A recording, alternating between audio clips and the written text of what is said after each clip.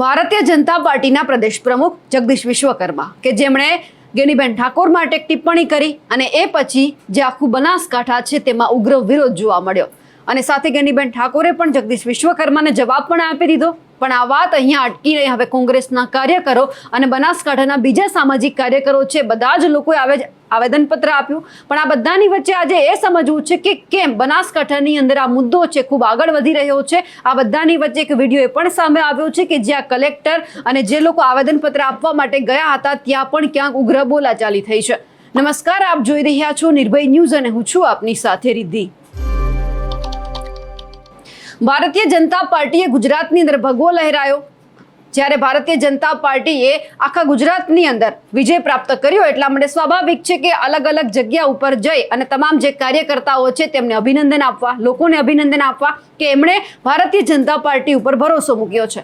આ બધાની વચ્ચે બનાસકાંઠા જિલ્લાની અંદર જે હંમેશા કોંગ્રેસનો ગઢ રહ્યો છે, આજ કોંગ્રેસના ગઢની અંદર ગાબડું પાડ્યું અને ભારતીય જનતા પાર્ટીએ અહીંયા પણ જિલ્લા પંચાયતને અલગ અલગ જે બેઠકો છે તે કબજે કરી। કોંગ્રેસની અહીંયા હાર થઈ એટલે સ્વાભાવિક છે કે ભારતીય જનતા પાર્ટીના જે પ્રદેશ પ્રમુખ છે બનાસકાંઠા જવાના છે, પાલનપુરની અંદર સભા હતી અને તમામ લોકો સાથે વાતચીત કરી રહ્યા હતા। એ બધાની વચ્ચે એમણે ગેનીબેન ઠાકોર માટે ટિપ્પણી કરી અને આ બધાની વચ્ચે કોંગ્રેસના અલગ અલગ નેતાઓ પણ મેદાનમાં આવ્યા। આજે પણ 4 રસ્તાથી લઈને કલેક્ટર કચેરી સુધી હલ્લાબોલ કરવામાં આવ્યો। જગદીશ વિશ્વકર્મા હાય હાયના નારા પણ લગાવવામાં આવ્યા। મહિલાઓ સાથે પણ ક્યાંક પોલીસે ગેરવર્તણૂક કરી। પણ આ બધાની વચ્ચે સૌથી પહેલા જ્યારે પૂતળા દહનનો કાર્યક્રમ હતો તેમને તો પોલીસે રોકી લીધો, પરંતુ જ્યારે અલગ અલગ અહીંયાથી બસ પસાર થઈ રહી હતી તેમને પણ રોકવાનો પ્રયત્ન કરવામાં આવ્યો। મામલો છે તે ખૂબ વધારે ઉગ્ર બન્યો અને જ્યારે આખો મામલો ઉગ્ર બનતા કલેક્ટર કચેરીએ પહોંચ્યો, કારણ કે અહીંયા આવેદનપત્ર આપવાની વાત હતી। આવેદનપત્ર પણ આપવામાં આવ્યું। તેને કલેક્ટર એવું કહી રહ્યા છે કે હા, મેં તમારું આવેદન લઈ લીધું છે, બીજું બોલો, તમારે બીજું શું કહેવાનું છે।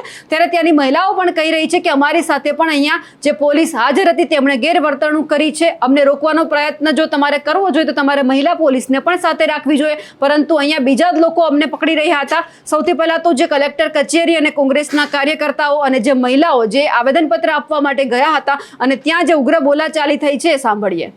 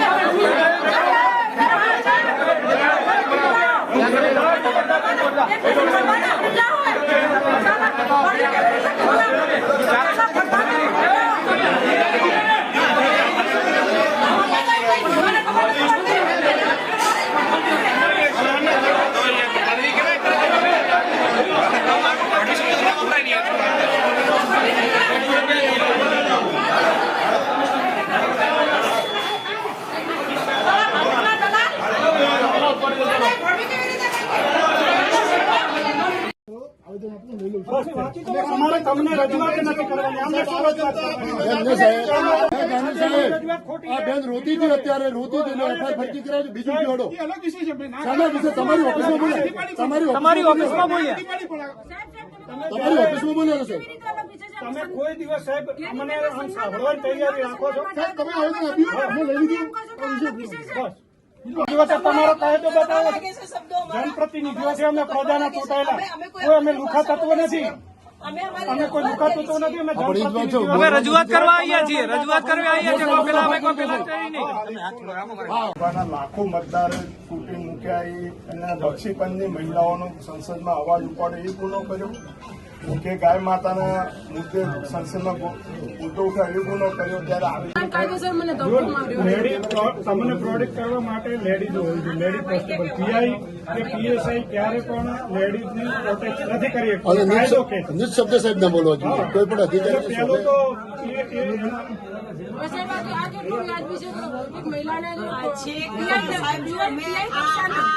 હવે જે રીતે કલેક્ટર અને આ તમામ લોકો વચ્ચે ક્યાંક ઘર્ષણ થયું છે તેમને જોતા હવે એવું લાગે છે કે અલગ અલગ જગ્યા ઉપર પણ આવેદનપત્ર આપવામાં આવ્યું છે, પણ આ બધાનો ફરક શું પડે છે તે પણ જોવાનું કે ફક્ત કલેક્ટર છે આવેદનપત્ર લઈ લે છે, કોઈ કાર્યવાહી કરે છે ખરી તે પણ જોવાનું છે કે કારણ કે અહીંયા વાત ભારતીય જનતા પાર્ટીના પ્રમુખની છે. અમારા અહેવાલને લઈને આપનું શું માનવું છે કમેન્ટ કરીને ચોક્કસથી જણાવજો. સાથે જ અમારી નિર્ભય ન્યૂઝ ચેનલને લાઇક, શેર અને સબસ્ક્રાઇબ કરવાનું ભૂલશો નહીં. નમસ્કાર.